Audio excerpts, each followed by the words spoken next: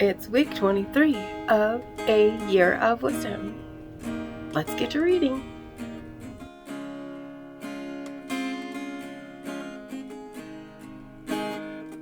Day 156.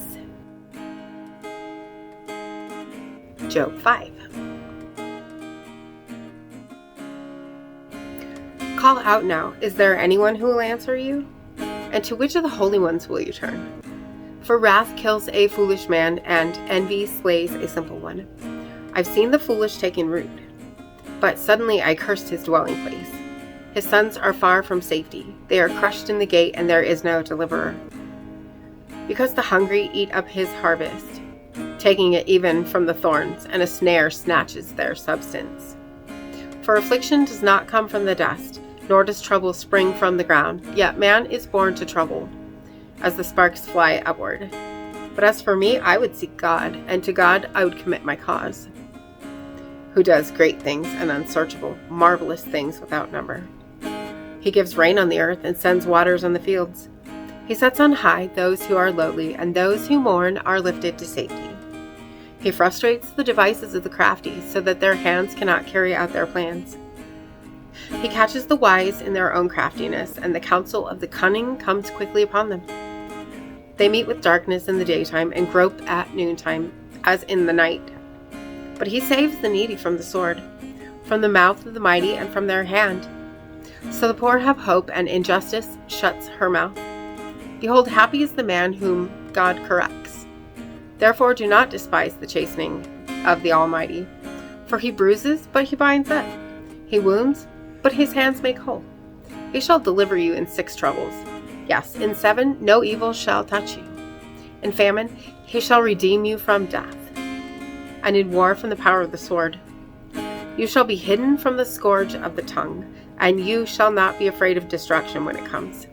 You shall laugh at destruction and famine, and you shall not be afraid of the beasts of the earth, for you shall have a covenant with the stones of the field, and the beasts of the field shall be at peace with you. You shall know that your tent is in peace.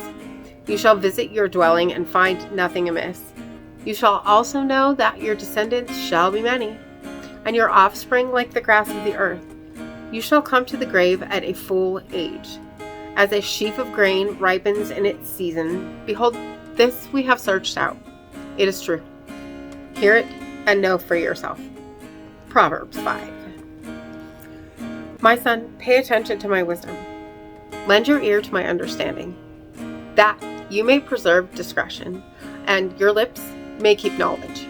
For the lips of an immoral woman drip honey, and her mouth is smoother than oil, but in the end she's bitter as wormwood, sharp as a 2-edged sword. Her feet go down to death, her steps lay hold of hell, lest you ponder her path of life. Her ways are unstable, you do not know them. Therefore hear me now, my children, and do not depart from the words of my mouth. Remove your way far from her, and do not go near the door of her house, lest you give your honor to others, and your years to the cruel one. Lest aliens be filled with your wealth, and your labors go to the house of a foreigner, and you mourn at last when your flesh and your body are consumed, and say, how I hated instruction, and my heart despised correction. I've not obeyed the voice of my teachers, nor inclined my ear to those who instructed me. I was on the verge of total ruin in the midst of the assembly and congregation. Drink water from your own cistern, and running water from your own well.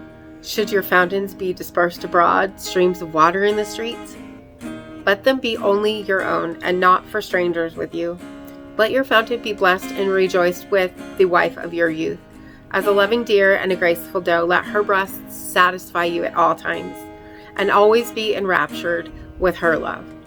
For why should you, my son, be enraptured by an immoral woman and be embraced in the arms of a seductress? For the ways of man are before the eyes of the Lord, and he ponders all his paths.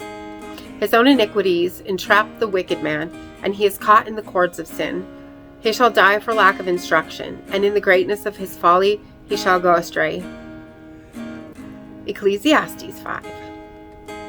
Walk prudently when you go to the house of God, and draw near to hear rather than to give the sacrifice of fools, for they do not know that they do evil. Do not be rash with your mouth. and let not your heart utter anything hastily before God. For God is in heaven and you on earth. Therefore let your words be few. For a dream comes through much activity, and a fool's voice is known by his many words. When you make a vow to God, do not delay to pay it, for he has no pleasure in fools. Pay what you have vowed. Better not to vow than to vow and not pay. Do not let your mouth cause your flesh to sin, nor say before the messenger of God that it was an error. Why should God be angry at your excuse and destroy the work of your hands? For in the multitude of dreams and many words, there is also vanity, but fear God.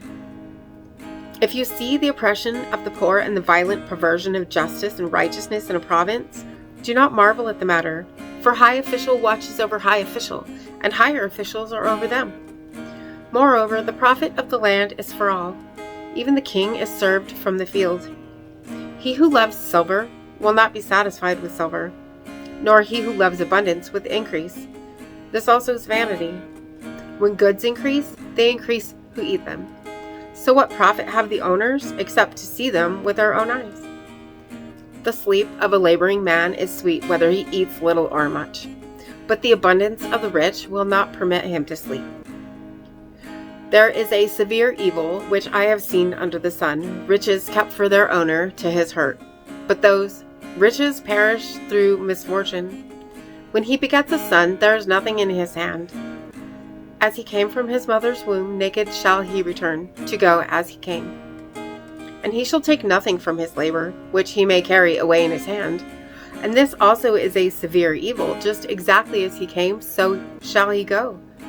And what profit has he who's labored for the wind?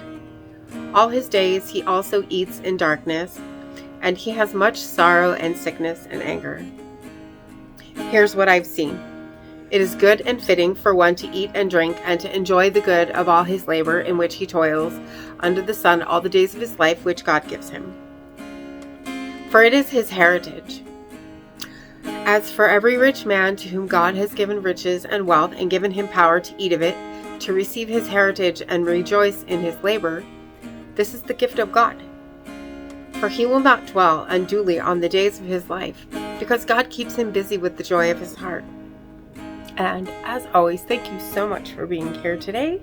Make sure to hit the subscribe button if you haven't already, and click the bell so you get notifications. And hit that like button for me too, if you will. And I will see you tomorrow. And Maranatha. I know without a doubt you'll carry me out of the storm. I'm standing at the crossroads, I'm lost without a clue. I need a big pink neon sign to show me what to do. I thank you, Lord, it glorifies you when you're the only answer. I praise you, Lord, for holding what's too much for me. And I'm amazed by you, Lord, because nothing's too big and nothing's too small to lay at your feet.